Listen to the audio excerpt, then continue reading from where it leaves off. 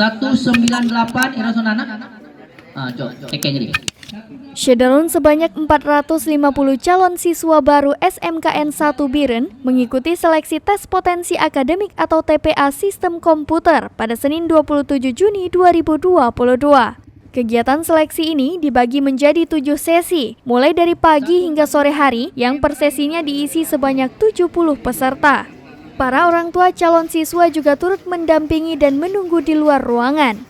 Ketua Panitia Seleksi, Farul Razi SPD yang juga Wakasek Bidang Kesiswaan kepada Serambi On TV mengatakan, seluruh calon siswa telah mengikuti wawancara, tes kemampuan membaca Al-Quran dan pemeriksaan kesehatan yang berlangsung selama 3 hari, mulai dari 21 Juni lalu. Hasil seleksi, hanya 450 orang yang dinyatakan berhak mengikuti tes potensi akademik.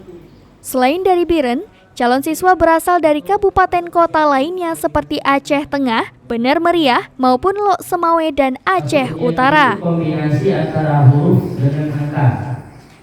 Dan situ huruf yang digunakan semuanya huruf kapital atau huruf besar. Hasil tes seleksi nantinya akan diumumkan pada Rabu 29 Juni 2022. Pihak panitia menyebutkan bahwa umumnya calon siswa banyak yang memilih sekolah menengah kejuruan yang dulunya bernama STM Biren.